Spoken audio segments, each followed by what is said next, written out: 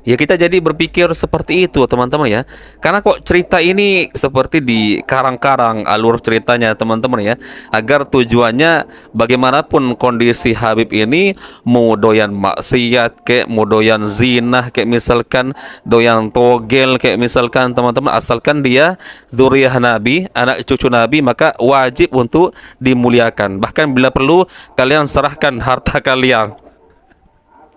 Nah, jadi ini yang terjadi. Akhirnya dia bangun, dia menangis, dia sedih, dia menyesal, dia datangi rumah orang itu, dia kasih bagiannya, ditambah lagi dengan hartanya dia sendiri dia kasih sebagai tanda penyesalannya. Sakit, ya, Habib Qasim Maulid sapi. Ente siap besok 100 juta. Selamat. Selamat sama saya. Buat Nabi nih, jangan main-main loh. Pilih, mau yang sapi 7 apa 100 juta? Hah? 100 juta. Fatihah. Assalamualaikum warahmatullahi wabarakatuh. Kembali lagi di channel Nasrus Sunnah. Jadi teman-teman, di negeri kita ini yang saya herankan ya, ini ada satu golongan yang paling sering ya, kalau kita simak di ceramah-ceramah mereka tuh, dikit-dikit ngaku bermimpi bertemu dengan Rasulullah Sallallahu Alaihi Wasallam. Siapa lagi kalau bukan golongan para Habib-Habib Ba'alawi nih teman-teman. Sampai-sampai yang aneh yang kita dengar ceramah-ceramah mereka, diajarkan sebuah hadis ya yang tidak pernah diajarkan kepada siapapun ya, sampai tentang hadis kopi ya, kata Rasulullah, katanya barang siapa yang minum kopi kemudian masih ada bekas kopi tersebut di tenggorokannya, maka senantiasa malaikat akan memintakan ampun kepadanya. Ini kan luar biasa pembohong teman-teman. Sejak kapan ya mimpi bisa dijadikan sebagai hujah ya? Mimpi hanya dijadikan sebagai penguat ya, atas dasar-dasar hukum yang sudah diajarkan oleh Rasulullah Sallallahu Alaihi Wasallam. Misalkan maksudnya ada orang bermimpi bertemu dengan Rasulullah Sallallahu Alaihi Wasallam, tapi harus dicocokkan dulu ya bentuk fisik Rasulullah seperti apa, sesuai enggak dengan hadis-hadis yang menjelaskan tentang fisik Rasulullah. Nah kemudian kita lihat apa misalkan yang dikatakan oleh Rasulullah. Misalkan beliau mengatakan jangan lupa bagi laki-laki jangan sampai meninggalkan sholat berjamaah, maka itu bisa kita benarkan teman-teman ya, dan itu hanya sebagai penguat. Karena apa ya, perintah untuk sholat berjamaah bagi laki-laki sudah ada dalilnya ya, seperti itu.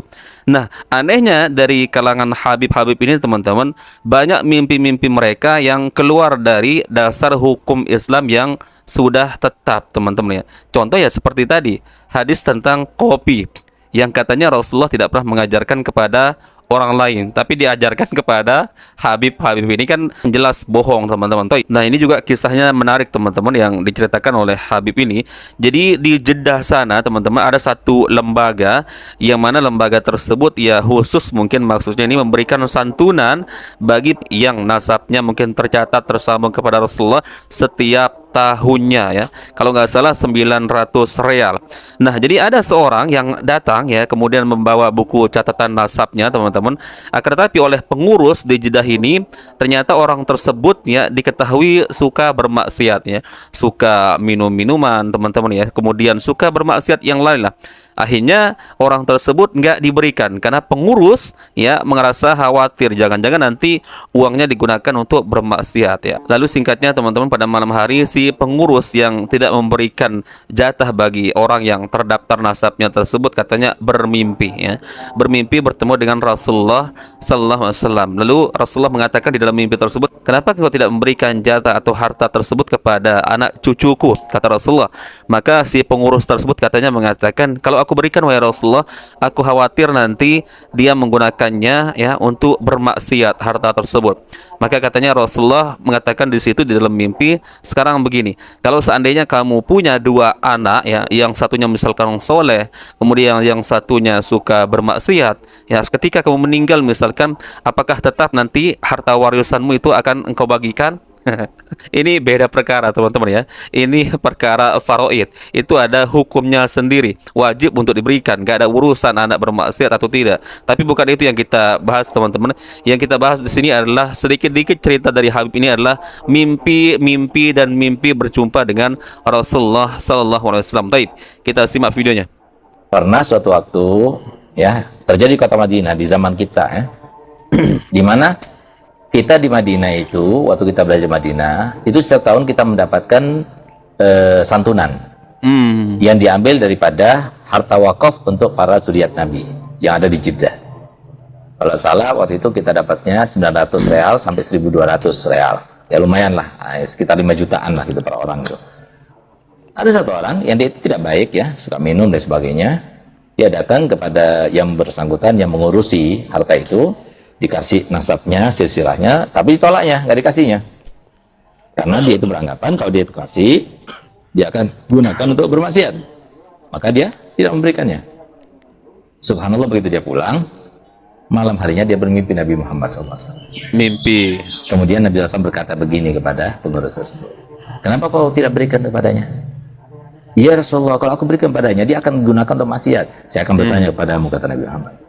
Kalau kamu punya anak dua, yang satu orang soleh, yang satu tidak soleh. Kalau kamu meninggal, apakah yang tidak soleh ini dapat warisan atau tidak dari kamu? Dapat, berikan. Itu haknya dia. Coba lihat bagaimana rahmatnya Nabi Muhammad SAW. Ya. Nah, jadi ini yang terjadi. Akhirnya dia bangun, dia menangis, dia sedih, dia menyesal. Dia datangi rumah orang itu, dia kasih bagiannya, ditambah lagi dengan hartanya dia sendiri dia kasih sebagai tanda penyesalannya. Akhirnya dia heran, "Loh, kemarin kamu mengusirku, tidak memberi kok sekarang bahkan berlipat-lipat." Diceritakan apa yang diimpikannya. Masya Allah, jadi sebab dia itu bertobat. Ya Allah, aku seperti ini diperhatikan oleh datukku Nabi Muhammad SAW. Gimana kalau semua aku menjadi orang baik? Subhanallah, jadi sebab dia menjadi orang yang soleh sampai sekarang, Masya Allah. Nah, ini salah satu contoh ya, satu contoh. Lihat gimana perhatiannya Nabi Muhammad SAW. Nah, semoga kita termasuk yang ada mahabbah ya. Jadi saya ingatkan kepada para habaib yang mempunyai sifat yang tidak baik, tidak sinergi dengan akhlaknya Nabi SAW. Kita ini dimuliakan bukan karena badan kita, bukan karena hidung kita yang mancung, wajah kita yang tampan, badan kita yang tegap, atau karena sisilah kita itu. Enggak. Kita ini dimuliakan karena di dalam diri para habaib itu ada darahnya Nabi SAW. Dan Allah Ta'ala sudah menyatakan, siapapun yang memuliakan darah Nabi SAW, maka Allah akan memuliakan dia. Tapi siapapun yang menghinakannya akan dihinakan juga, walaupun dia sendiri. Hati-hati. Hati-hati habaib yang merendahkan Nabi SAW dengan kehabaibannya itu dengan mempertampakkan akhlak yang tidak baik. Dan kita sebagai seorang yang muhibbin, maka tegurlah dengan cara yang baik. Mereka juga manusia biasa. Apa salahnya sih kalau kita itu memberikan sedikit daripada apa yang kita punya untuk menghormati Nabi Muhammad SAW dengan cara yang baik tentunya. Oh, jadi ini pengalaman beliau teman-teman ketika masih belajar di Madinah. Jadi katanya menurut cerita Habib ini di Jeddah itu ada satu lembaga yang mengurusi teman-teman harta. Nggak tahu dari mana sumbernya. Yang jelas ini diperuntukkan setiap tahun bagi orang-orang yang termasuk zuriyah Nabi atau nasabnya tersambung kepada Rasulullah. Jadi mereka ini dapat jatah ya setiap tahun. Mungkin khusus untuk mahasiswa mungkin yang sekolah di Madinah atau pokoknya di Saudi sana. Jadi intinya cerita ini teman-teman ya, mimpi dijadikan sebagai penguat atau pembenaran. Jadi si pengurus tadi yang nggak mau memberikan harta untuk jatah bagi orang yang katanya nasabnya itu terdaftar, didatangi oleh Rasulullah di dalam mimpi.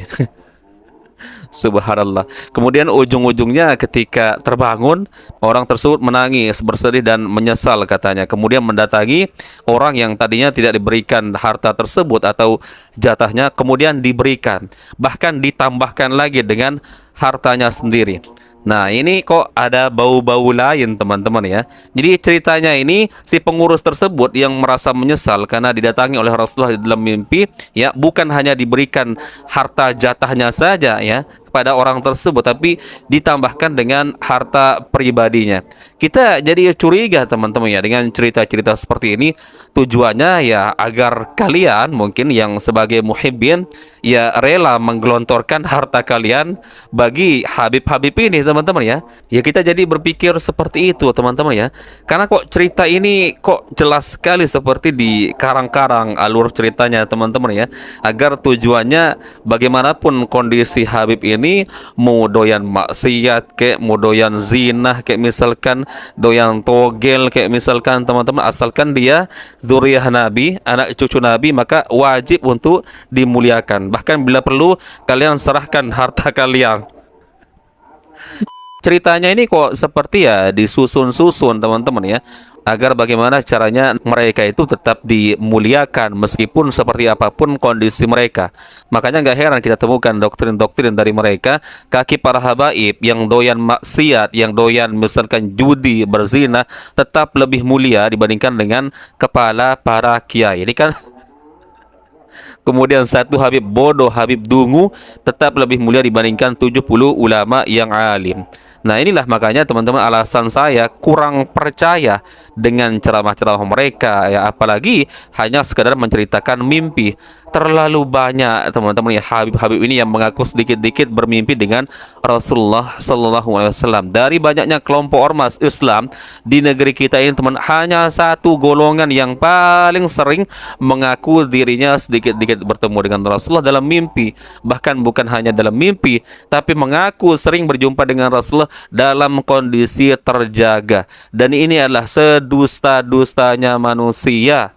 Dan bayangkan ini berdusta atas nama Rasulullah sallallahu alaihi wasallam. Teman-teman ingat, Rasulullah mengatakan man kadzaba alayya muta'ammidan falyatabawwa maq'adahu minan nar. Ya, barang siapa yang sengaja berdusta atas namaku, ini berdusta atas nama Rasulullah teman-teman, dengan sengaja mengaku sering didatangi oleh Rasulullah sallallahu alaihi wasallam. Apa enggak dusta itu teman-teman ya? Maka kata Rasulullah, siapkan tempat duduk kalian di neraka jahanam. Para sahabat Nabi saja teman-teman yang hidup satu zaman dengan Rasulullah, setelah Rasulullah meninggal dunia, sebutkan saya satu saja dalil yang sahih tentunya ya.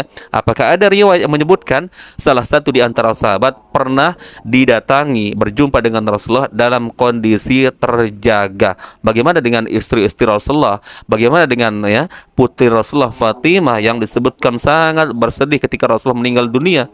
Teman-teman, nggak ada satu riwayat pun teman-teman.